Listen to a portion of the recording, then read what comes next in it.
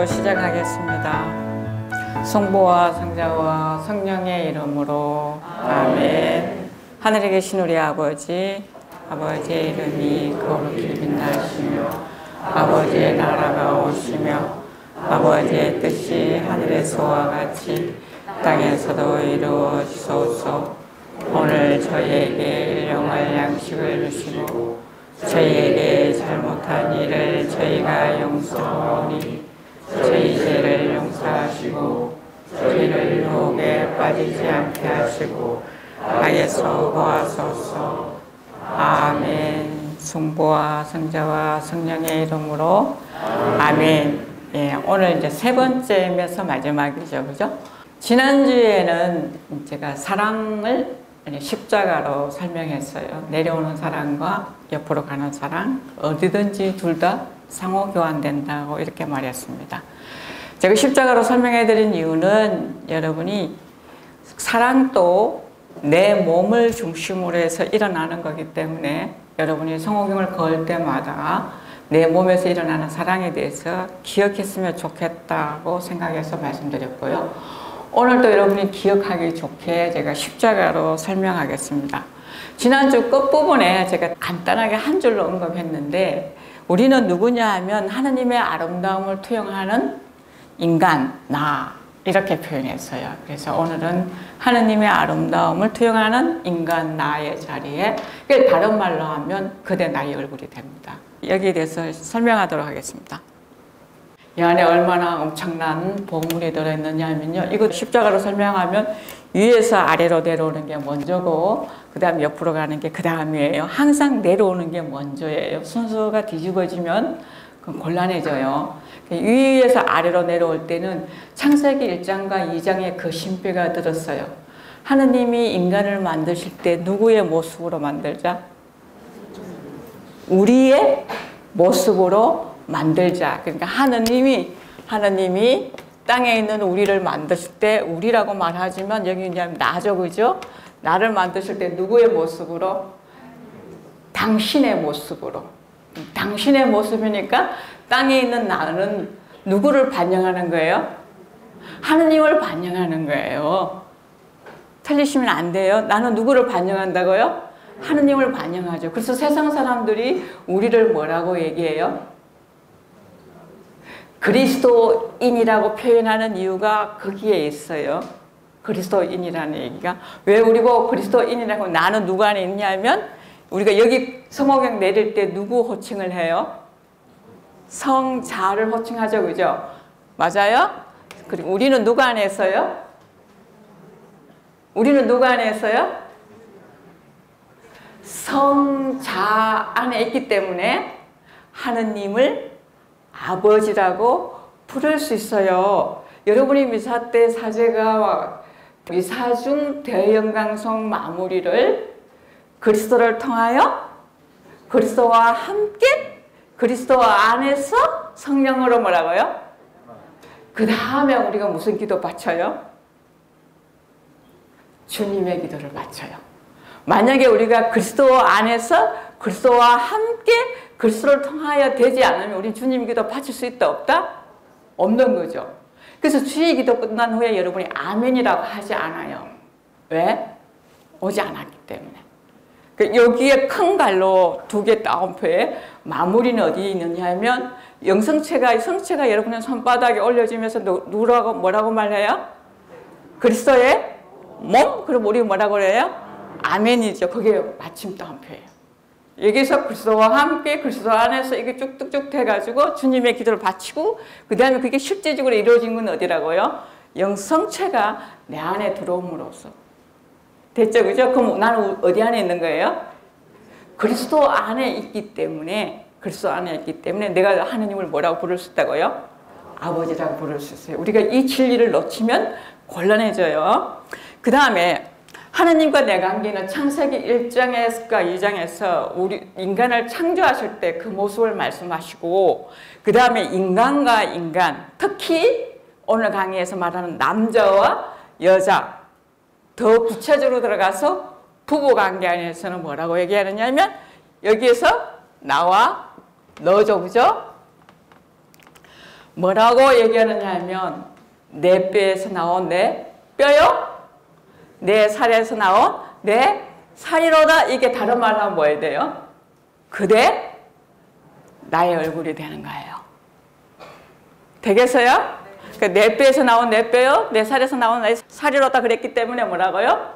곧 나예요. 그 다음에 하나님 또 뭐라고요?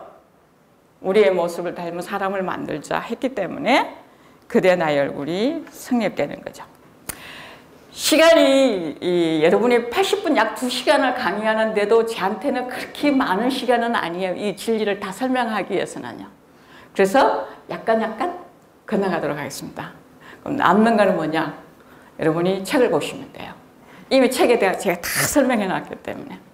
오늘 여러분한테 특별히 얘기해 드리고 싶은 것은 몸의 삼중성이라는 거예요. 몸의 삼중성. 이 교재에 50쪽부터 있어요.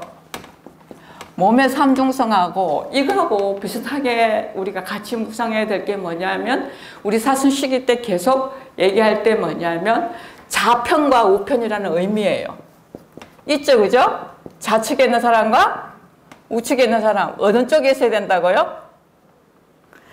예수님이 십자가에서도 좌도와 우도를 나누어 놓으시죠, 그죠? 그럼 우리는 어느 쪽에 있어야 되느냐? 공부하시면 되죠, 그죠? 네, 몸의 삼중성을 얘기하는 거는요. 몸의 삼중성을 얘기할 때 제가 여러분 기억 속에 제가 노력하는 건 뭐냐면 어떻게 하면 여러분이 강의를 듣고 나가서 잊어버리지 않고 삶 속에서 살게 해줄까 그거거든요. 궁리가.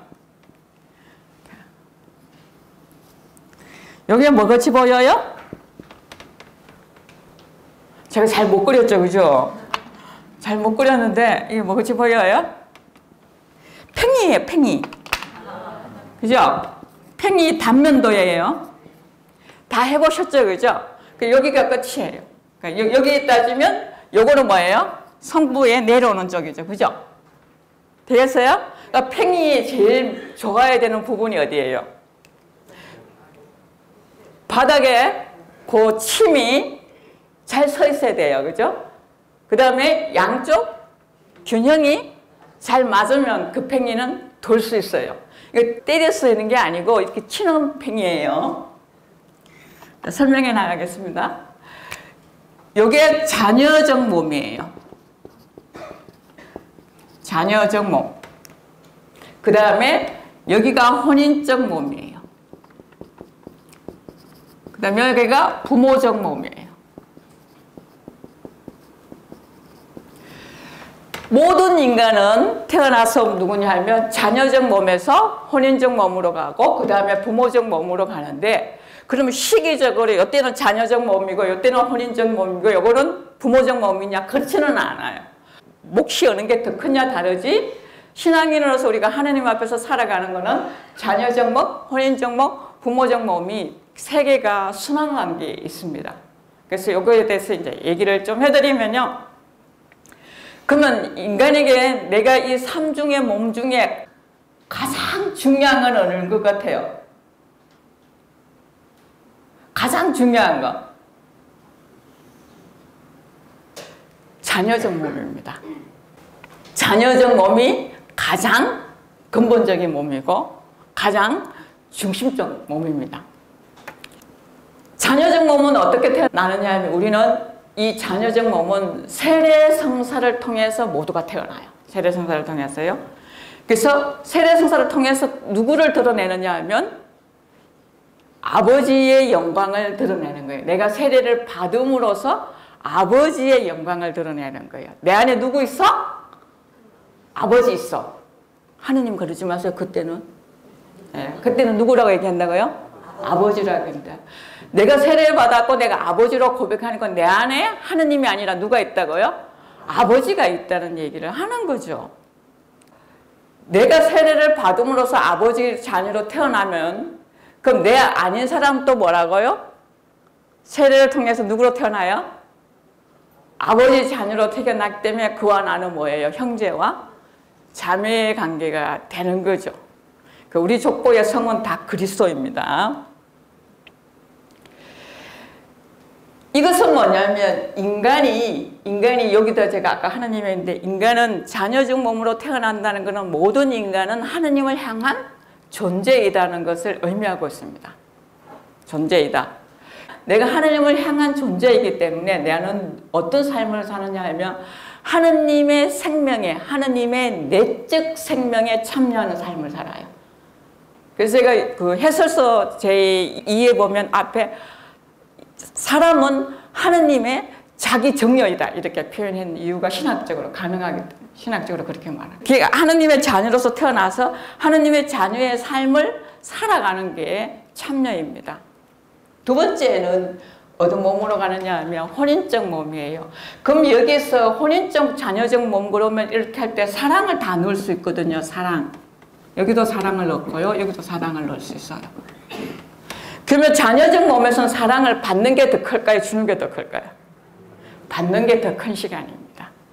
여러분은 뭐라고 아버지라고 부를 때 여러분은 하나님부터 받는 시간이 뭐라고요? 더 커져. 그 다음에 이제 혼인적 몸에 가면 이제 사랑으로 얘기하면 여러분이 자녀적 사랑이 더 클까요? 혼인적 사랑이 더 클까요? 혼인적 사랑이 더 큽니다. 왜냐하면 자녀적 사랑은요, 전부를 받아도 전부를 주지 않아도 되거든요. 여러분 하나님한테 전부를 받아놓고 전부 안 주잖아요. 얼마나 수시로 자기 거라고 얘기하는지 모릅니다. 생활 속에. 힘들 때만 뭐라고요? 아버지 나는 당신의 것입니다. 이렇게 말하지. 힘 조금만 덜 들면 뭐라고요? 내 거는 내 거야. 이렇게 얘기하는 거예요. 그죠? 그래서 이게 자녀적 몸이기 때문에 그런 사랑이 성립되는데요. 혼인적 관계에서는 그게 성립이 안 됩니다. 혼인적 관계에는 완전히 주고 완전히 받는 관계를 혼인적 사랑이라고 말합니다. 그러면 우리가 이 신앙생활을 하고 있는 사랑은 어느 사랑으로 해야 되느냐 하면 혼인적 사랑으로 살아가는 거예요. 단순하게 자녀적 사랑이 아니고요. 그럼 혼인적 사랑을 맺을 수 있는 이유가 어디 있느냐 하면 말씀이 이 땅에 사람으로 오신 이유가 뭐냐. 우리와 뭐 하는 거예요? 혼인하는 거예요. 우리와 혼인. 여러분이 그 우리가 혼인한다는 걸 족보에서 쉽게 알 수 있어요. 여러분이 창세기 5장만 딱 보시면요. 족보가 아담을 누가 낳고 누구를 쭉 낳아요. 쭉 낳다가 마태복음에 딱 건너면 14 딱 내려오다가 마지막에 예수님이 딱 나오는데 혼인하지 않아요. 왜요? 혼인하면 다시 족보로 내려가는 거예요. 우리랑 되지 않는다는 얘기예요. 그래서 당신은 족보로 혼인을 하는 게 아니라 당신이 십자가의 죽음으로서 우리랑 혼인관계가 맺어져 있는 거예요. 그러니까 우리가 아까 전부를 주고 전부를 받는 사랑이 무슨 사랑이라고요? 혼인적 사랑인데 예수 그리스도가 십자가에서 당신을 죽음으로써 나에게 전부를 줬고 그 다음에 나로부터 뭐를 받겠다고요? 전부를 받겠다는 겁니다. 만약에 여러분이 이게 구약시대도 하느님이 이스라엘 백성들한테 혼인관계로 설명하시고 신약에 와서도 여러분의 공간복음에 보면 혼인 잔치나 신랑이나 이런 얘기로 계속 비유하시는 이유가 바로 이 혼인적 사랑을 얘기하기 위한 겁니다. 되겠죠? 그죠? 그래서 만약에 여러분이 나는 혼인적 사랑을 하지 않아.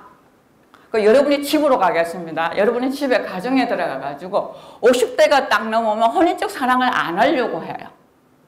남편이 약간은 귀찮아져요. 귀찮아지고 그냥 밖에서 밥을 한 끼 먹고 온다면 더 기뻐요. 맞아요? 이쯤 되면 남자들은 이제 슬퍼지는 거죠. 그죠? 밥 한 끼 먹기가 좀 힘들어지는 거죠. 이런 관계는 껍질은 혼인적 관계를 사는데 실제 내부는 동거인입니다. 혼인적 삶을 사는 게 아니고 뭐라고요? 동거인이에요. 여러분이 그리스도하고 동거인 관계로 사시는지 혼인적 관계로 사시는지 여러분이 들여다보면 돼요. 저는 혼인적 관계로 살고 있습니다. 자신 있게 말씀드릴 수 있어요. 이 부분은 축성생활 하시는 분들, 신부님이나 저희들은 이런 모든 사람들도 똑같아요.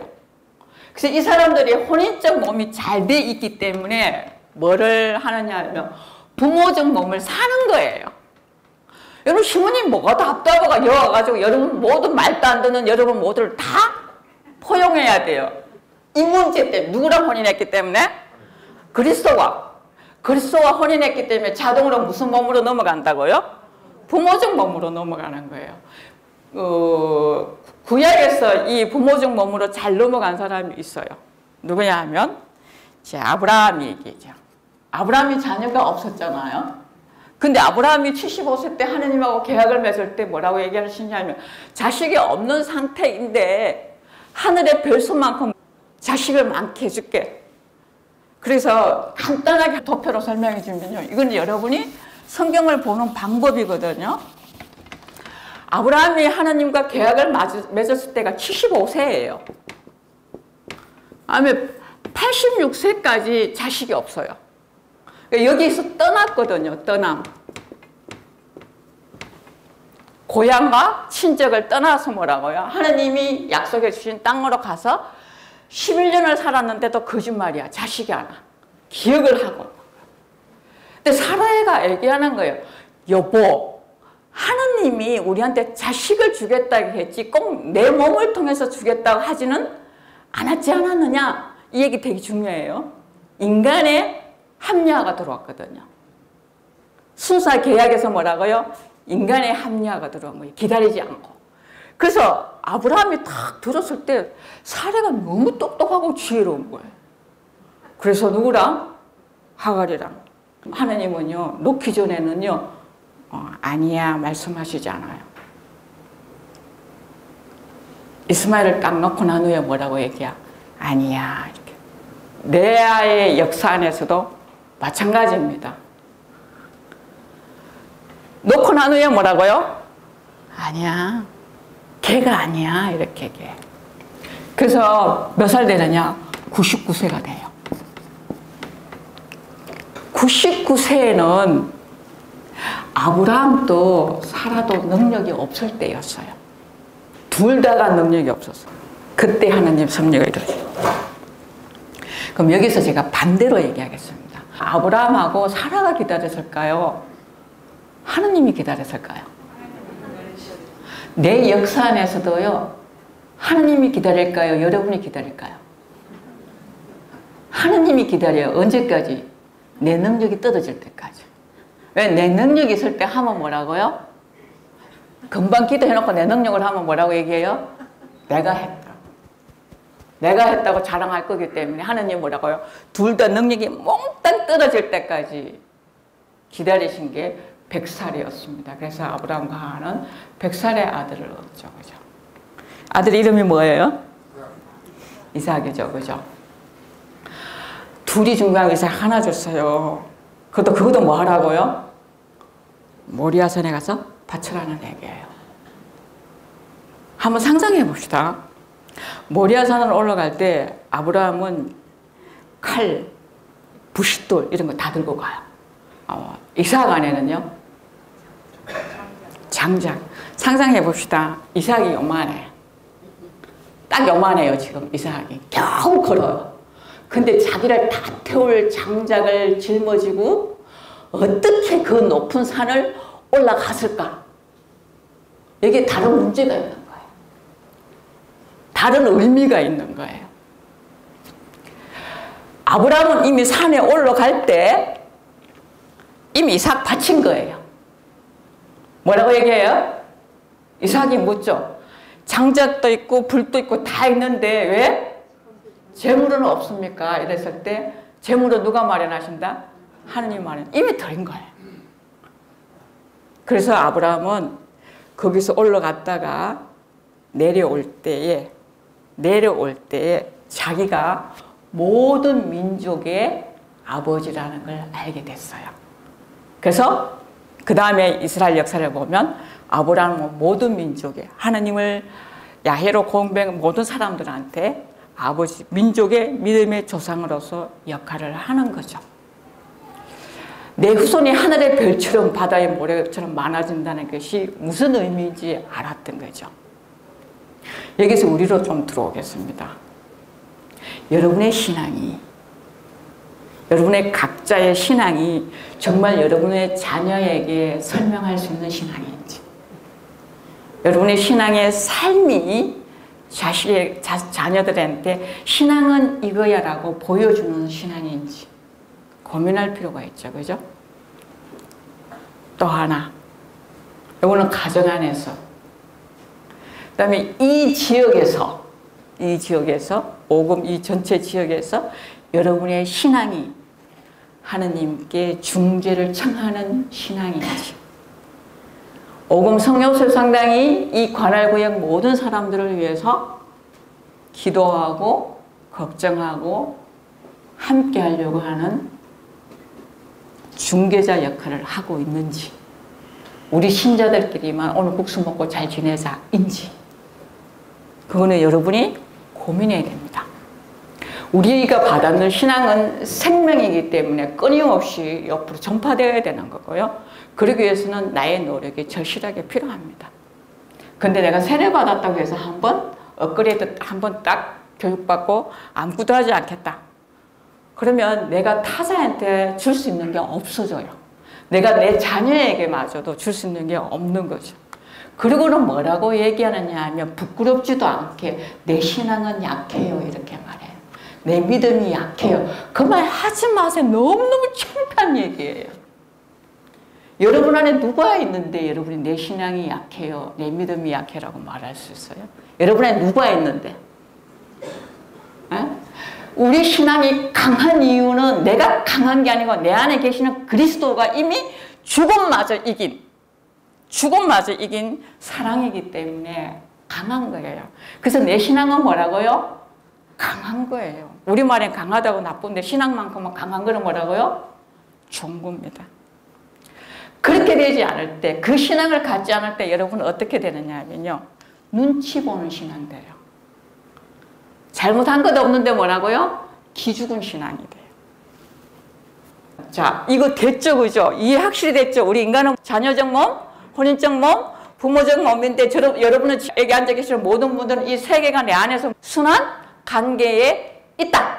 이렇게 회전하고, 어떤 데는 자녀적 몸, 어떤 데는 그리스도적 몸, 어떤 데는 뭐예요? 부모적 몸이다. 이렇게 된다. 만약에 그렇게 되지 않으면 어떤 신앙을 갖고 있느냐 하면 신앙생활이 결의론적이냐 규범론적이냐 이렇게 갈 수 있어요. 결의론적이냐 규범론적이냐. 이건 얼마나 중요하냐 하면 여러분이 가정 안에서도 부부나 자녀들을 바라볼 때 결의론적이냐 규범론적이냐 이거예요. 이거는 결국 어디로 가느냐 하면 이혼론으로 가고요. 이거는 단일론으로 가요. 지금까지 제가 모든 것을 설명한 것은 이혼론에서 설명하지 않아요. 단일론에서 설명하는데, 여러분이 지금 알고 있는 교리나 여러분이 집안에서 행하거나 이런 모든 것들은 엄청나게 많이, 거의 90% 이상이 아래쪽을 살고 있지 않고 위쪽을 살고 있어요. 그럼 이거는 뭐냐면, 결의론으로 사람은 뭐냐면 율법을 지키는 사람이 되고요, 규범론으로 사는 사람은 율법을 완성하는 사람이에요. 그럼 여러분이 율법을 지키는 사람이에요, 율법을 완성하는 사람이에요? 율법을 완성하는 사람 축에 있어요. 뭐 혼인도 여러분의 혼인 생활은 규범론에서 시작해야 되고 규범론에서 완성되어야 되는 겁니다. 그런데 어려움을 갖고 있는 부부들의 얘기를 들어보면 그 누구도 규범론적으로 신앙생활을 하지 않더라는 얘기입니다. 그거 뭐라고 하더라? 다 결의론으로 하고 있더라는 거죠. 그래서 이 문제에 대해서 여러분하고 조금 더 얘기를 하도록 하겠습니다. 예수님 말씀에 의하면 우리가 성경에서 우편이라는 것은요, 진짜 예수님 중심으로 해서 우편에 있는 사람을 얘기하는 건 아니고요, 그리스도 안에 있는 자를 우편이라고 말합니다. 하느님 품 안에 있는 자. 그게 있지 않는 자는 뭐라고요? 자편이라고 얘기합니다. 율법을 지키려고 하는 이 사람들 안에 율법학자, 그 다음 바리사이, 부자, 부자와 나자로 얘기해서 그 다음에 또 뭐예요? 어떻게 하면 영원한 생명을 얻을 수 있겠습니까? 하고 묻는 부자 청년이 얘기해서 모두가 이 사람들은 뭐를 잘 지켰다? 율법을 잘 지킨 사람이에요. 나쁜 짓 안 했어요. 이 사람들은 특징이 뭐냐면 자기 것에 굉장히 충실했어요. 근데 뭐를 할 줄 몰랐냐 하면 타자의 아픔을 몰랐던 거예요. 못 본 척 한 거죠. 부자와 나자로 얘기해서도 부자는 뭐라고, 자기가 먹는 것 같고 잔치를 벌려서 이웃을 초대한 것이 잘못한 게 아니라 그 나자로를 바라보지 못했던 게 문제죠. 이 결의론적으로 사는 사람들의 특징이 뭐냐면 혼인적 몸이 되지 않기 때문에 자기 자신을 선물로 줄 수 없어요. 자기 자신을 선물로 받았는데 선물로 주지 못하니까 부모적 몸으로 하나님의 부성성과 모성성을 완성시키지 못하는 거예요. 이 부모적이라는 말은 것은 하나님의 부성성과 하나님의 모성성을 말해요. 내가 이 땅에서 하나님의 부성성과 하나님의 모성성을 갖지 못하는 거죠. 그러면 뭐냐면 완고해지는, 이 사람들을 성경에서는 마음이 완고해졌다 이렇게 얘기해요. 대표적 예로 마태복음 19장이나 마르코복음 10장에서 바리새인들이 예수님께 와서 어떠한 이유가 닿기만 하면 아내를 버려도 좋습니까? 이혼해도 좋습니까? 이 말이죠. 그죠? 근데 예수님이 하시는 말씀이 너희들이 마음이 완고해서 모세가 그렇게 말한 거지 원래 처음부터 그랬던 건 아니다는 거죠. 그럼 이 한참의 의미가 뭐냐는 거죠. 사람은 어떠한 이유가 닿으면 이혼을 하고 싶어 하느냐는 겁니다. 성격차? 원래 성격차 있어요. 그러니까 이혼 사유가 될 수 있다 없다? 없어요. 원래 성격 다르다고. 원래 다르다고. 그러니까 다른 게 뭐라고요? 극히 정상이니까 그래서 이혼 사유가 안 된다고. 저한테 상담 오는 사람들한테 해주는 말이에요.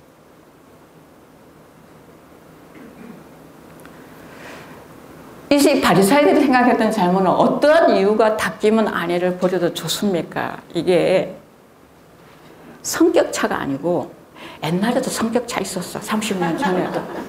근데 그게 예뻤어. 왜? 내 마음이 부드러워서. 이해돼요? 내 마음이 부드러워서. 근데 지금 내 마음이 완고해졌어. 근데 그 성격차가 뭐라고요? 30년 살고 났더니 지긋지긋하더라 이렇게 되는 거죠. 그리고 차이점은 뭐냐면 마음이 완고하냐 마음이 부드러우냐 이 문제예요. 그럼 마음이 부드러운 상태를 뭐라고 하냐 성경에서는 성령이 임한 상태거든요. 돌 같은 마음이 아니라 내가 뭐예요? 너희들에게 부드러운 살과 같은 마음을 주겠다. 뭐예요? 사랑의 마음을 준 거예요. 사랑. 그 다음에 완고한 사람 뭐예요? 돌 같은 마음이라고 얘기하는 거죠. 그죠? 그러면 이혼하는 이유가 성격 차이예요? 사랑이 없어서예요? 사랑이 이게 규범론이고요. 성격 차라고 말하면 결의론입니다. 성격이 달라서 이혼하게 해서 결의론이에요. 그건 뭐예요? 사랑이? 근데 하나님이 하시는 얘기는 뭐냐? 왜 이혼이 안 되느냐 하면 사랑은 이미 네 안에 내가 충분히 줬어. 네가 안 깨어났을 뿐이야. 그래서 아까 팽에 내려오는 사랑이 먼저라고 하는 이유예요. 그래서 사랑은 하나님이 내게 주시는 사랑은 아가페적 사랑은 아니에요. 하나님이 내게 주신 사랑은 에로스적 사랑이에요. 하나님은 내한테 에로스적 사랑을 주셨지 아가페적 사랑 주시지 않았어요. 확실히 얘기합니다. 에로스적 사랑입니다. 그래서 뭐라고 당신도 받고 싶어 하시는 거야. 아가페적이면 안 받고 싶어 해야지. 근데 계속 뭐라고 나도 사랑해달라고 얘기하는 그 자체가 뭐라고요? 에로스적 사랑입니다. 그래서 우리는 이 사랑을 이 규범론으로 말하는 이유가 뭐냐면 결의론은 밖에서 안으로 이 되게 중요한 용어입니다. 여러분이 이 용어 알아들으셔야 돼요. 여러분이 집에 가서 부부간이나 자녀들한테 대화하는 거 한번 스마트폰 갖고 딱 녹음하고 들어보세요. 다 결의론으로 대답하고 계셔요. 규범론이에요. 규범론. 그건 뭐냐면 안에서 밖으로 나가는 거예요. 안에서 밖으로. 밖에서 안으로가 아니에요. 뭐라고요? 안에서 밖으로. 그래서 사도 바오로가 이것을 뭐라고 표현했냐면 우리 모두는 그리스도의 향기입니다 했던 거예요. 어디 있으니까? 안에 있으니까. 그죠? 그래서 모세는 허락한 거고 이혼을 허락한 거고요. 예수님이 여러분은 서로 사랑하십시오 할 때는 명령형이에요. 허락과 명령의 차이점 뭐냐면요. 아까 사라 얘기해 드렸습니다. 상황이 들어와서 인간이 변형시킨 거예요. 상황이 고려된 거고요. 명령형은 상황이 고려되지 않습니다. 여러분이 만약에 군대 가가지고 총을 메고 앞에 적진으로 가야 되는데 앞에 적군이 딱 총 이렇게 있으니까 뭐예요? 앞에 다 총을 이렇게 들고 있으니까 우리 총 들고 있으니까 못 간다 그러면 안 가도 되는 거예요? 군인이 명령하면 뭐예요? 죽어도 가는 거잖아요. 그런 식으로 이루어져 있다는 얘기입니다. 그래서 우리 안에 이 결의론은 이혼론하고 되어 있는데, 제가 여러분한테 첫 번째 부활편 얘기할 때 저는 죽을 때 소크라테스의 죽음을 갖고 있지 않다고 이렇게 말했어요. 이해되시죠? 그죠? 그럼 그 소크라테스의 죽음은 뭐냐면 영혼 불멸, 육신 없어짐이에요. 이게 이혼론이에요. 여러분이 죽으면 몸의 부활, 그러면 제가 몸의 부활을 80분 동안 강의했는데 머리에 속 들어왔다 마음에 속 들어왔다 불가능입니다. 왜? 여러분 안에 결의론적으로 몸을 바라보고 있기 때문에 들어오지 않아요. 그 말이 다 들어오지 않아요. 여러분의 몸에 부활한다니까 그거 다 믿을 수 있어요? 여러분의 몸이 부활한다는 게 어디서 깨지느냐 하면요, 화장터 가서 다 깨져버려요. 끝나서 이렇게 생각해요. 근데 내 죽음의 부활은 이 이혼론이 아니고 단일론이에요. 단일론. 단일론은 뭐냐면 영혼과 육체가 분리된다는 것이 이혼론이고요. 육체와 영혼이 분리되지 않고 서로가 스며들어 있다고 말하는 게 단일론이에요. 그래서 갈비탕 끓이면, 오래 끓이면 갈비하고 그 고기하고 딱 떨어질 수 있는 게 아니라는 게 단일론입니다. 그럼 어떻게 되느냐 하면 변화하는 거죠. 그러니까 우리의 부활은 예수 그리스도 안에 있다고, 나의 부활은 예수 그리스도 안에 있다고 얘기하는 것은 뭐냐면, 예수님이 부활했을 때의 몸은 손바닥에 구멍이 있고 옆구리에 구멍이 있고 다 구멍이 있는 거 보면 뭐라고요? 분명히 땅에 있을 때 그 몸이에요. 그런데 마리아 막달레나나 제자들이 예수님을 딱 봤을 때 알아봤다 못 알아봤다? 못 알아봤다. 다른 몸으로 변화했다는 얘기입니다. 요 두 간격이 우리 안에 있는 거예요. 우리가 죽을 때 내 몸이 변화하는 거예요. 누구처럼? 누구처럼? 소크라테스처럼 아니면 예수 그리스도처럼. 이 말의 의미를 아시겠어요? 그러니까 이게 내가 단일론으로 받아들일 때에 가능한데, 여러분은 굉장히 미안하지만 사회에서 2000년 동안의 역사가, 2000년 동안의 사회를 끌고 오는 철학적 역사가 바탕이 뭐냐면 플라톤의 이혼론입니다. 그게 교회에 들어와 있어요. 제가 1980년도에 예비자 교리할 때 교리문답 1항이 뭐냐면 인간은 누구이냐부터 시작해가지고, 인간은 뭐냐면 나중에 영혼과 육신이 분리돼가 영혼은 하나님 앞에 가고 뭐라고요? 육신은 땅에 묻혀서 끝난다고 이렇게 가르쳤어요. 우리 교회 안에서. 언제? 1988년까지. 지금 그렇게 안 가르쳐요. 변화된 거예요. 교리가 더 새롭게 이렇게 이혼론의 철학적 가르치면서 하지 않고 있다는 얘기입니다. 이 이혼론은 아군이 아니면 다 적군이에요. 내 편이 아니면 다 뭐라고요? 나쁜 사람이에요. 세상은 그렇지 않죠. 그래서 우리가 단일론으로 보는 이유가 사람이 에로스와 아가페로 구분되어지는 게 아니라 성향이 있다는 거죠. 아가페 성향이 있고 에로스적 성향이 있는데 이거 하나예요. 하나. 인간의 영혼과 육신도 하나, 사랑도 뭐라고 에로스 아가페 하나. 다만 정화되어야 될 거는 있어요. 그건 나중에 설명할 수 있으면 하고 못하면 못하는 거고요. 하나로 변하는 거고요. 여러분이 사회에서 뭐예요? 개인하고 공동체가 따로예요? 아니에요. 개인이 공동체 안에 있고 공동체가 개인 안에 있는 거예요. 분리되지 않는데 이걸 다 분리되게 가르친 게 이혼론이에요. 우리 교회에서는 지금 이혼론이다 아니다? 아니에요. 여러분 자기 자신이 영혼과 육신이 딱 분리돼 가지고 뭐라고요? 영혼만 불멸이라고 해서 하나님 앞에 가고 육신은 뭐라고요? 끝장났다. 아니에요. 시큰 얘기인데 이것마저 안 된다면 안 돼. 우리가 그리스도와 혼인관계를 맺는 이유도 바로 이 문제를 끌어안고 있는 거예요. 그래서 혼인이라는 것은 여러분이 단순하게 문화의 산물이 아니에요. 혼인은 하느님의 구원 계획이에요. 인간을. 내가 혼인은 두 번 해야 되죠. 그죠? 누구랑 한 번 해야 돼요? 그리스도와 한 번 하고 그 다음 누구랑 해요? 누구랑 한 번 해요? 사람과 한번 하죠. 그죠? 10년 나온 다행히 한 번만 해도 돼요. 왜? 두 번 능력이 없기 때문에. 그러니까 여러분은 두 번의 능력이 있기 때문에 두 번 주어진 거예요. 됐죠? 그죠? 여러분 뭐라고? 능력자예요. 자, 하나님이 무슨 계획 안에 있다고요? 구원 계획 안에 있는 거예요. 하나님은 이 사람도 자녀고 사랑하고 이 사람도 자녀고 사랑해요. 근데 이 둘이가 완전하게 땅에서 구원을 완성할 수가 없어요. 그럼 누구를 보고 완성시켜야 되는 거예요? 서로가 구원을 완성시켜 주도록 하느님이 맡기셨는데 왼수처럼 생각하더라. 네, 다른 얘기 하나 할까요?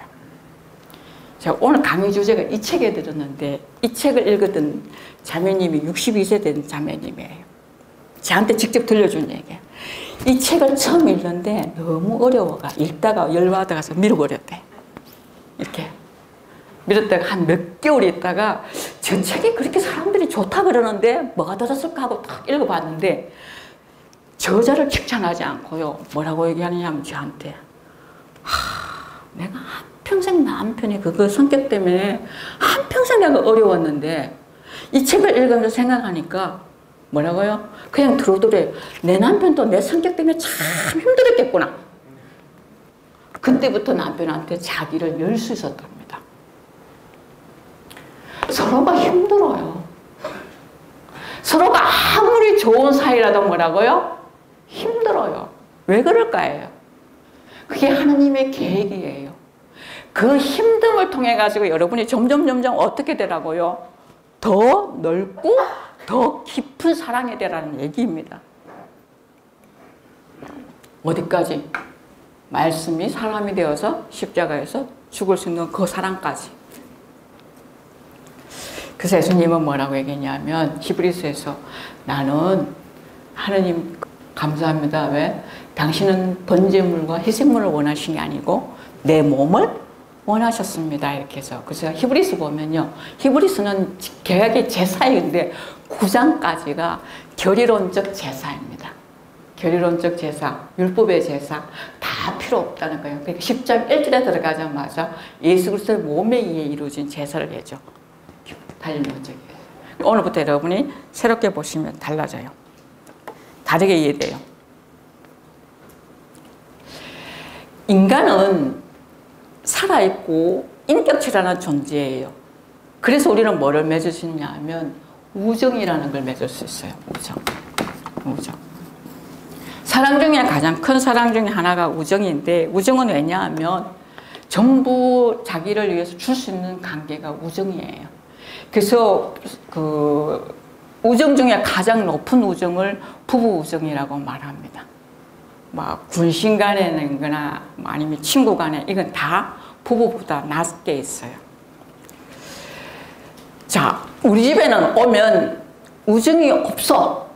우정이라고 찾아볼 수 없어. 어떤 남자 형제님이 저한테 그렇게 얘기한다면 저는 답변을 이렇게 해줘요. 당신이 독재하는가 봅니다. 이렇게.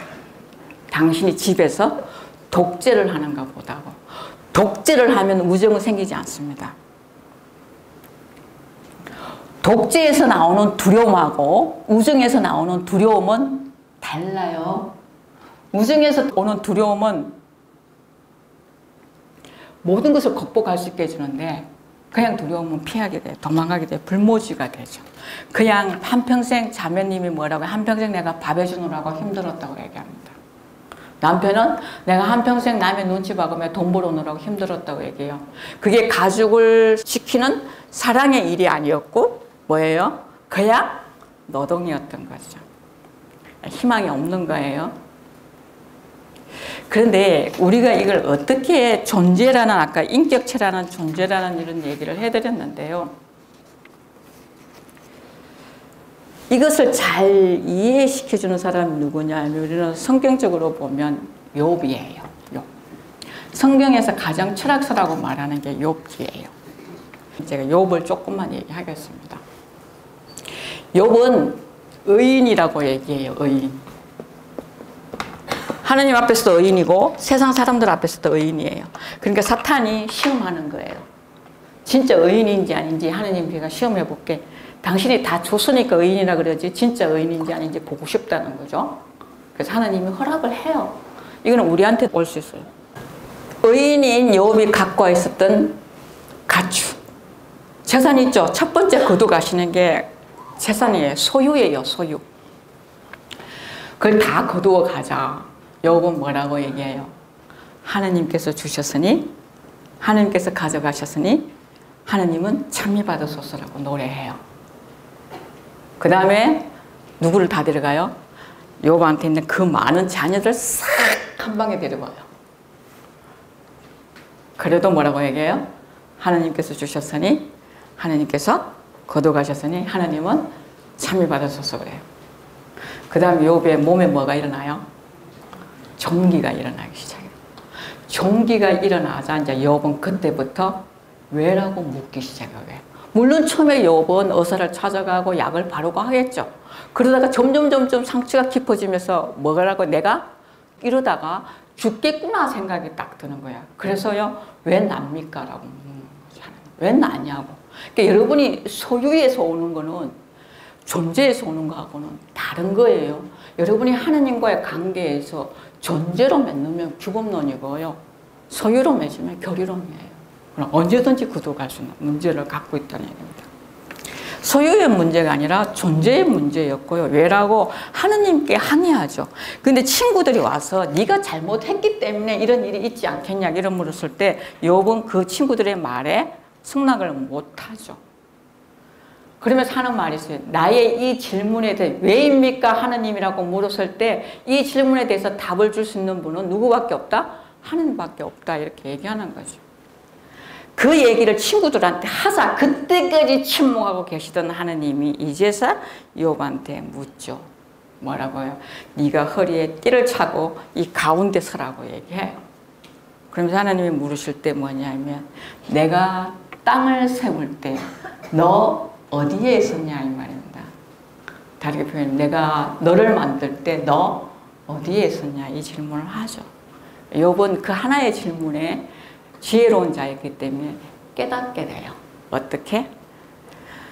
깨닫는 말이 뭐냐면 이제 말로만 많이 들었는데 이제는 제 두 눈으로 뭐라고 해요? 당신을 배웁습니다. 이렇게 얘기해요. 앞에 있는 거 아니에요. 그런데도 불구하고 뭐라고요? 제 두 눈으로 당신을 뵙습니다 했을 때는 다른 의미가 있는 거죠. 이제 본다는 의미는 하느님과 친교를 맺고 있다는 뜻입니다. 하느님과 친교. 친교를 이루고 있다. 그래서 뭐냐면 내가 사랑에서 와서 사랑으로 당신께 돌아갈 것을 안다 그러죠. 그 고백을 하자. 하느님은 그 전에 갖고 있던 것보다 더 많은 재산과 자녀를 보내주는 거죠. 그죠? 그러니까 여러분이 우리와 만날 때 이거죠. 근데 결의론으로 사는 게 쉬우냐, 규범론으로 사는 게 쉬우냐고 물으신다면 결의론으로 사는 게 훨씬 쉽습니다. 판단도 훨씬 빨리 할 수 있고요. 근데 규범론을 할 때는 아니에요. 기다림이 엄청 많습니다. 뭔가 부인이 하는 게 뭔가 마음에 안 들면 뭐라고 했죠? 무슨 뜻이 있겠지. 그죠? 무슨 뜻이 있겠지. 이렇게 생각합니다. 어떤 자매님이 변화를 했는데 그 변화가 너무 좋으니까 남편이 아내한테 선물을 하고 싶었대요. 그래서 선물할 테니까 퇴근 시간 맞춰서 회사 앞에 나오라 그랬어요. 근데 이 부인은 남편한테 처음 선물 받는 거예요. 너무 기분이 좋아가 마음이 들떠가 아침부터 집에 있을 수가 없었대요. 그리고 하루 종일 남편 회사 부근에 뱅글뱅글 놀다가 퇴근 시간 딱 때가 남편을 만났대요. 근데 남편이 아내의 손을 딱 잡고 어디로 갔냐? 리어카에 갔어요. 리어카에 가면 그 머리 핀이 있죠, 그죠? 이렇게 툭 꼽는 거. 그걸 막 보더니 이 색이 좋을까 저 색이 좋을까 그게 1,500원이었대요. 부인이 어땠을까요? 팽한 거예요. 이제. 팽했는데 남편은 왜 팽한지 이유를 모르는 거예요. 그 다음에 달래려고 우동집에 갔대요. 우동집 5,000원짜리 우동집에 갔대요. 부인이 이랬대. 오늘 선교사님하고 만나기로 했는데 내가 깜빡했다고 빨리 가겠다고 왔대요. 우동 안 먹고요. 그러니까 남편이 선교사님 만나러 간다니까 뭐라고요? 내가 뭘 잘못하고 있구나를 알기는 알겠구나. 그래서 가라 그랬대요. 그러니까 부인이 먼저 우리 집에 왔어요. 와서 그 서러운 얘기를 다 하는 거야. 그래서 제가 묻기를 제가 다 듣고 난 후에 딱 한마디 물었어요. 근데 그 뿔티 그거 왜 준대? 그랬더니 그거 안 물어봤는데 이러는 거야. 그걸 물어봐야지. 뿔티만 주겠다는 건 결의론입니다. 뿔티를 왜 주느냐고 물어보는 건 뭐예요? 규범론이에요. 집에서 대화 바꾸셔야 되는 거예요. 제가 오늘 열심히 해준 이유예요. 그러지 않으면 그대 나이 절대로 안 돼요. 그랬더니 부인이 몰라요 그러대요. 집에 가라 그랬어요 제가. 집에 가라고. 남편한테 빨리 전화해가 퇴근을 어디로 하라고요? 우리 집으로 하라고 그랬어요. 남편이 왔어요. 신장 아니에요. 신장 아닌데 또 와가지고 이렇게 와가 50대 중반이에요. 제가 물었어요. 근데요 뿔티 왜 선물했어요? 이랬어요. 뿔티 왜 선물했냐고 물었더니 그전까지는 부인하고 대화가 안 됐는데 요즘 대화가 된대요. 너무 좋대요. 공부하고 너무 좋아졌대요. 그러면서 주일날 남편이 만두를 좋아하기 때문에 그걸 사갖고 오는 게 아니라 아침부터 만두를 빚는데요. 근데 이게 빚으면 부인의 머리카락이 이렇게 내려온대요. 자기는 거실에서 신문을 이렇게 보고 있대. 보고 있으면 이렇게 내려오니까 부인이 이 밀가루 묻은 손 갖고 이렇게 못 올리니까 어떻게 해요? 계속 이렇게 올린다는 거예요. 그래서 당신이 그 신문을 보면서 어떻게 하면 내 부인이 이게 귀찮지 않을까 하루 종일 생각한 게 뿔티였대요. 그래 그랬더니 뿔티를 사줬대요. 그래서 제가 부인들은 남편이 선물 사주겠다 하면 그래도 다이아몬드는 아니면 반지 이렇게 괜찮은 반지 하나지 1,500원짜리 뿔티를 선물이라고 말하지는 않는다고 이렇게 얘기했더니 남편이 이렇게 얘기해요 저한테. 저는 결혼해가지고 지금까지 단 한 번도 월급 봉투를 받을 때는 월급 봉투에서 10원도 뺀 적이 없고 통장으로 줄 때는 10원도 뺀 적이 없기 때문에 사적인 돈이 한 푼도 없대요. 내가 그걸 전부를 줄 수 있었던 이유는 뭐라고? 내 부인을 전부를 믿을 수 있었기 때문이에요. 그 다음에 제가 물었어요. 그럼 우동은 왜 사줬냐? 그랬더니 부인이 그 자기의 작은 얼굴 갖고 막 쪼개서 서는 게 애가 있거든요. 너무 안쓰러워서 자기도 동조하기 위해서 5천원짜리 우동을 샀다는 얘기예요. 여러분 이게 규범론이에요? 결의론이에요? 남편의 마음에 있는 건 다 규범론이에요. 이걸 다 끌어내줘야 되는 거예요. 다 사랑이에요. 그래서 제가 남편한테 가까운 실내 안에 부인이 해를 좋아하니까 멋진 횟집에 가서 포도주 한 잔을 하고 그랬으면 좋겠다 그랬더니 그대로 다 실천했어요. 다 실천하고요. 그 다음에 길에서 만났는데요. 부인이요. 남편 손을 잡고 오더라고요. 그들은 제 앞에 오더니요. 뒤로 딱 물리는데 우리 신랑이요. 이렇게 말해요. 그전까지 안 하던 얘기예요. 우리 신랑이요. 이렇게 얘기하는 거예요. 자랑하는 거예요. 저한테. 이게 50대 후반에 일어난 일입니다. 50대 후반이 절망의 시간이 아니고 포기의 시간이 아니고 뭐라고요? 새롭게 시작할 시간이에요. 그래서 여러분이 얼마나 지금 은총 중에 있는지 모릅니다. 여러분 이 성당이 처음부터 다쳤어요. 그 봉사자 계속 자리 찾아주고 있거든요. 이게 무슨 말이냐? 여러분 마음 안에 그만큼 하느님 사랑에 대한 사람의 사랑에 대한 갈증이 있다는 얘기입니다. 근데 뭐 하면 된다고요? 내가 실천하죠. 더 놀라운 거는요. 그 남자는 그 다음에 세례를 받았어요. 세례를 받고 저한테 엄청나게 비싼 선물을 했어요. 그래서 내가 너무 비싼 선물이라서 나 이거 못 받는다 그랬더니 결혼 경비 안 들고 장가 2번 갔다고. 그 경비 생각하면 아무것도 아니래. 무슨 말인가 아시죠? 여러분은 가능성이 있는 거죠. 그죠? 자, 이렇게 하는 게 결의론에서는 인격적 관계가 성립되지 않습니다. 아까 했죠? 독재가 성립된다고 얘기했죠. 그죠? 규범론 쪽에서는 뭐가 관계가 맺어지느냐 하면 인격적 관계가 맺어집니다. 하느님하고 내하고는 인격적 관계예요. 하느님이 당신이 누구라는 걸 내한테 스스로 보여주셨고, 그 다음에 내한테 뭘 원하시느냐 하면 친교를 원하셔요. 친교. 대화를 원하신다는 얘기예요. 친교. 함께 친교하자는 얘기죠. 이 인격이라는 개념이 굉장히 중요한데 지금 사회에서 이 인격적 개념을 오도하는 게 너무 많아요. 만약에 우리 교회가 내가 인격적이지 않으면요, 이 본당의 존재 의미가 없어요. 솔직히 말할게요. 왜냐하면 우리는 하나님과 접촉할 수가 없고, 우리는 하나님을 그분을 아버지라고 부를 수 없기 때문이에요. 그분을 참여할 수도 없고요. 그분 앞에서 우리가 신난다고 춤을 출 수도 없기 때문이에요. 우리가 세상으로부터 섭지 않아야 되는 게 뭐냐면 인격을, 개념을 개인의 권리로 착각하지 마세요.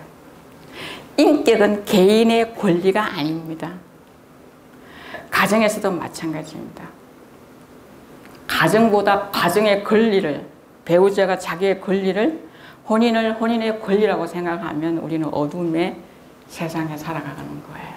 그래서 우리는 어떤 것에서 뭐냐면 같은 구성원이 인격적 관계가 되고, 인격적 친교가 멀어지면 그 자리는 뭐가 들어오느냐 하면 기계가 들어오는 거예요. 기계. 요즘 인공지능이나 이런 것들이 들어왔죠. 그죠? 인격이라는 개념을 절대 속지 않고, 내하고 하나님과의 관계도 지난달에 얘기했죠. 지난주에 사도 바울은 그것을 우리를 그리스도의 지체라고 표현했다고. 지체라는 건 뭐라고요? 기계로 대신 채울 수 있는 자리가 아니라는 얘기라는 거죠. 내 배우자와 인격적 관계를 맺으면서 정말 고민해야 되는 건 뭐냐면, 너와 내가 하나님의 구원 계획 안에 완전히 도달할 수 있는 거죠. 외적 교우들이 슬픈 거는 바로 이 관계 잘 안 되기 때문이죠. 만약에 그 관계를 갈망한다면, 여러분 마음속에서 갈망한다면 반드시 친교 관계를 사셔야 됩니다.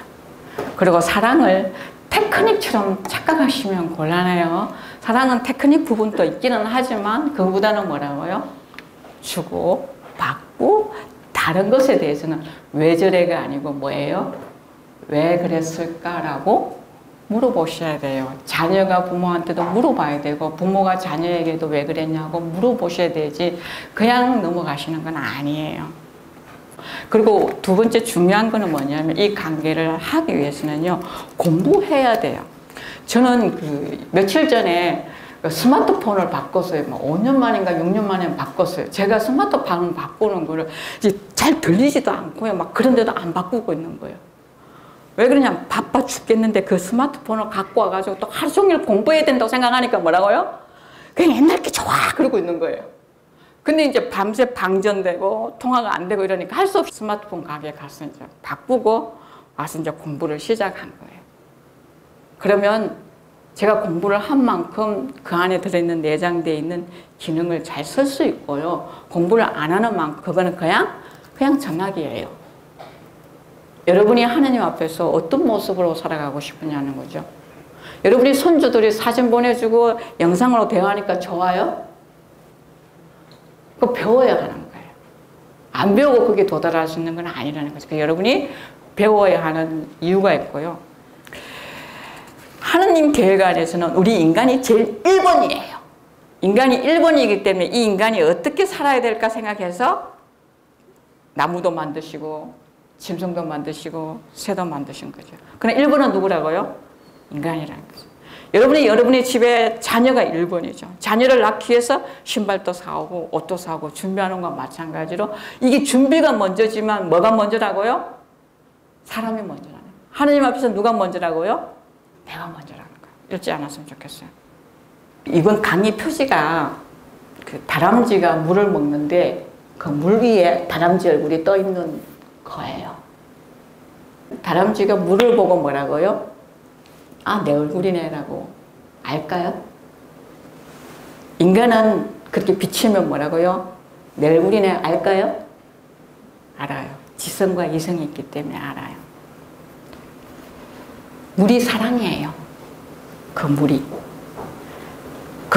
여기 있는 물이 사랑일 때, 십자가에 있는 이 물이 사랑일 때 이 물에 하나님의 얼굴이 반영되고 이 물에 내 얼굴이 반영되고 내 배우자 얼굴이 반영되는 거죠. 그렇게 되는 거죠. 예수님께서 첫 번째 기적을 혼인잔치에서 물이 물포도주로 바뀌는 것. 그러니까 우리 인간이 바로 하나님의 얼굴을 반영하는 이 신적 본성. 우리 하나님을 만나 자기 본성이 드러난 거죠. 내 본성이 하나님의 모상으로서 어떤 거라는 걸 알게 하는 거죠. 그래서 우리는 끊임없이 여러분의 삶 속에서 힘들 때마다 내가 누구지? 기억하면 좋겠어. 내가 누구지? 너 누구지? 우리 누구지? 그 다음에 답이 안 나와. 왜? 하나님 모상이기 때문에 인간에서 답이 안 나와요. 그럼 어디서 나올까요? 하나님 보고 얘기하죠. 당신이 누구이십니까? 그래서 우리는 나는 누구인가와 당신이 누구인가 이 질문은 결의론적으로 분리되어 있지 않습니다. 이원론적으로 분리되어 있지 않습니다. 하나예요. 그래서 많은 성인 성녀들이 마지막에 던진 질문이 나는 누구이고 당신은 누구이십니까? 하고 그 안에서 자기를 찾을 수 있었던 거죠. 이 혼인을 완성하기 위해서 정말 그대 나의 얼굴이 되기 위해서 필요한 게 하나, 정말 중요한 게 하나 있는데요. 그게 뭐냐면 이 책에서 되게 잘 설명해 놨어요. 다정함이에요. 다정함. 남자가 여자한테 다정하지 않을 때, 부드럽지 않을 때, 큰일을 있었는데 다정하지 않을 때 부인은 남편의 그 다정한 말 한마디가 없어가지고 마음속에 뭐로 남는지 아세요? 한으로 남아. 한. 서러움이 뭉쳐가 뭐예요? 한이 남아서 다 굴질돼요. 여성의 다정함도 중요하지만 제가 얘기하는 거는 남성의 다정함은 굉장히 중요해요. 우리 엄마들은 옛날에 어떤 역사를 갖고 있었냐면 아기를 낳을 때 남편 없이 혼자 낳았어요. 죽고 사느냐를 혼자 겪었다고요. 그래서 그 아이에 대한 집착이나 이런 모든 것들이 남편보다 훨씬 센 거예요. 왜? 내가 죽고 사느냐 할 때 당신 뭐 했는데 그거예요. 그래서요, 이걸 의학자들이 왜 부인들이 심리학자고 연구해서 이게 왜 외국에서 연구해가 이게 왜 이런 현상이 올까? 그 다음에 외국 같은 경우는요, 바닥이 따뜻하지가 않았어요. 그 판이 차가웠잖아요. 차가운 위에 몸을 올려서 그렇게 했거든요. 그래서 연구한 결과가 뭐냐면 남편을 분만실에 같이 집어넣는 거였어요. 집어넣었더니 부인이 너무 힘들 때 남편 머리를 다 뜯은 거예요. 이게 외국에서 실제로 많이 있었던 사건이에요. 그래서 남편 머리를 너무 뜯으니까 그 다음에 의사들이 뭐 생각했을까요? 모자를 씌워서 넣은 거야. 못 뜯게. 그래서 지금도 우리나라는 뭐예요? 이제 바닥이 그렇게 차게 하지 않고 그 다음에 뭐예요? 모자 씌우고 남편이 같이 들어가서 그 고통을 같이 보게 하는 거죠.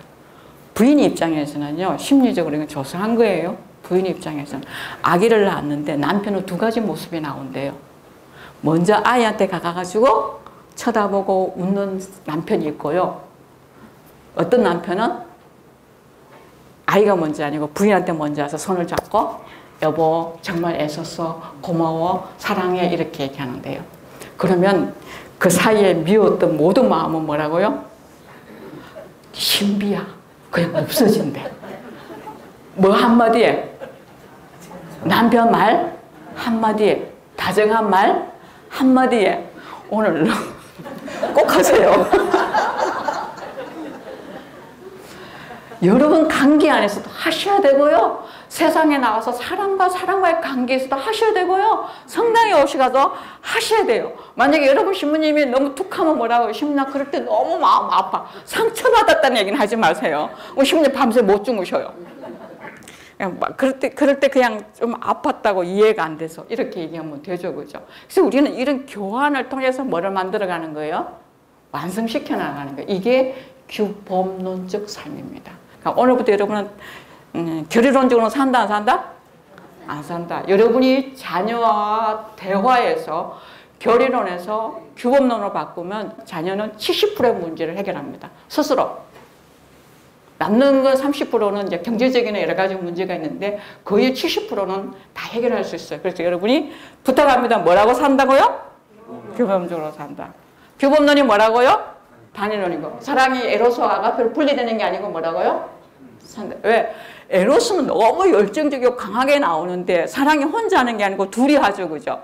근데 이 남자가 막 불타는데 여자도 같이 불타면 곤란하거든요. 이건 좀 차. 그죠? 그럼 여기서 뭐 해야 돼요? 기다리죠. 기다리는 동안에 무슨 사랑으로 성화돼요? 아가페로 성화. 이해되셨죠? 이제 분리한다 안 한다? 안 하는 거예요. 여러분이 분리하면 저 트렌트 공의의 정신으로 사는 사람들이에요. 15세기, 16세기에 개신교가 종교혁명이 일으키고 난 후에 나갔을 때에 그때 일어났던 공의회는 이걸 다 분리했거든요. 지금 제2차 바티칸 공의회는 모든 걸 이거를 다시 하는 거죠. 아니더라. 왜 아니냐 하면요. 하느님이 자기를 열어 보이고 우리 인간한테 통교한다는 것은요. 우리가 알고 있는 사실보다 너무너무 큰 거예요. 여러분이 세례받는 그 순간에 하느님에 대해서 막 다 설명한다. 그 사람 도망갈 거야 아마. 그래서 이게 뭐냐면 두 가지 문제를 갖고 있어요. 하나는 다 열어서 보여줄 수 없는 하나의 문제가 있고 그 다음에 또 하나는 내한테 오기 위해서는 누구의 영으로 와야 돼요? 내가 알고 있는 영으로 와요. 내가 알고 있는 문화 안에서 와요. 내가 알고 있는 석단 안에서 오거든요. 그렇게 되면 원래 갖고 있던 진리가 어떻게 된다고요? 축소되는 거죠. 그러니까 갖고 있던 진리가 물이래요. 물? 그러면 물이 뭐냐 하면 옛날에는 동그란 통에만 담았는데 지금은 뭐예요? 플라스틱이 발달돼 가지고 뭐예요? 동그랗게도 담을 수도 있고 네모로 담을 수도 있고 삼각형으로 담을 수도 있고 여러 가지 물의 형태가 바뀌는 거지 물 자체 진리는 바뀐다 안 바뀐다? 안 바뀌는 거예요. 그러니까 여러분이 지금 진리 안에서 지금 형통하는 걸 알아야 되는 거지 옛날에 내가 알았던 거 갖고 우기면 된다 안 된다? 안 되는 거예요. 여러분이 신부님이 몸신학 갖고 이렇게 얘기하는 이유가 이 모든 진리가 들어있고 교회의 가르침과 성경이 두 개가 들어가가 믹스돼가 잘 만들어져 있는 게 몸신학 교리서입니다. 그러니까 여러분 축복받은 거예요. 왜? 가끔 신부님들이 당신 본당에 와서 저한테 좀 해달라고 얘기해요. 안 갑니다. 첫 마디가 안 갑니다. 두 번째 얘기도 안 갑니다. 그럼 두 번째 끝나면 세 번째는 왜 안 오느냐고 물어요.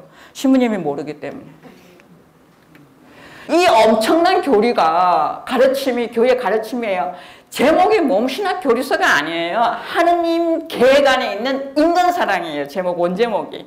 하느님 계획 안에 있는 인간사랑. 신부님이 이게 어마어마한 이 진리를 모르는데 제가 3번 가서 강의가 된다고요? 안 되잖아요. 난 옛날에 몰라가 갔어요.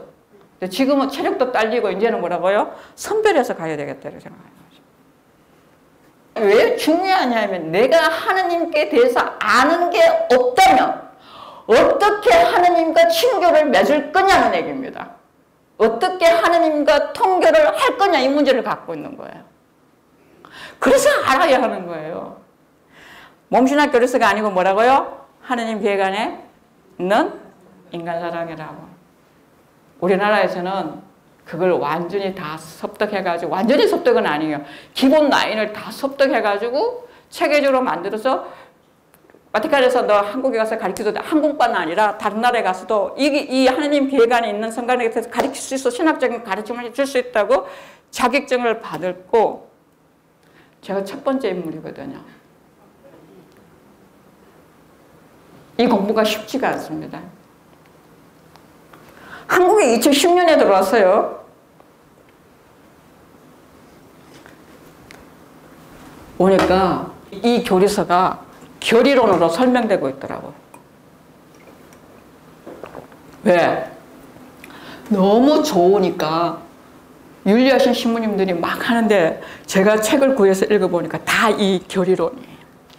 이것을 없애기 위해서 설명한 건데 이거 그러니까 선글라스를 꼈는데 까만 선글라스 이웃는 안경을 끼고 보니까 이 하느님 계획안의 인간 사랑을 그대로 원죄로 서지 않고 몸의 신학으로 쓴 거죠. 인간의 몸을 남성성과 여성성을 구분해가 설명한. 그래서 내가 너무 급했어요.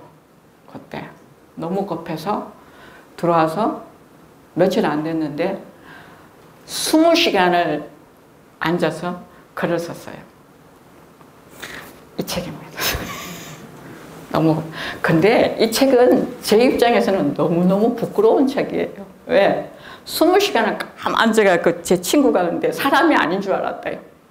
화장실 위에는 그냥 앉아있더래요. 이게 책상도 없어서 동그란 그 차창 펴놓고 노트북 켜놓고 선책이 이 책하고 혼인과 가정이라는 책이에요.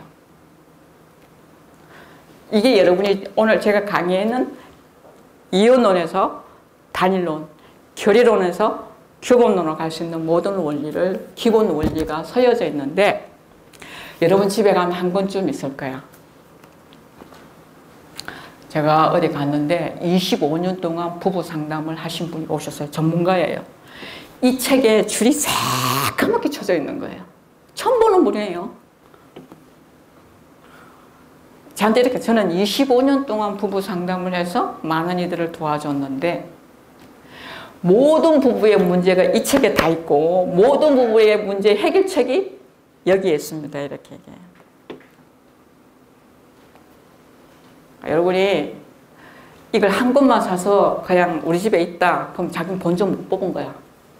왜? 이 책의 특징이 뭐냐면 본전을 뽑은 사람은 꼭 5권이나 10권을 더 사요. 왜? 주고 싶어서. 한번 읽어봐. 여러분이 안 줬죠? 그죠? 안다 모른다? 여기에 10권씩 사신 분 몇 분 계셔요.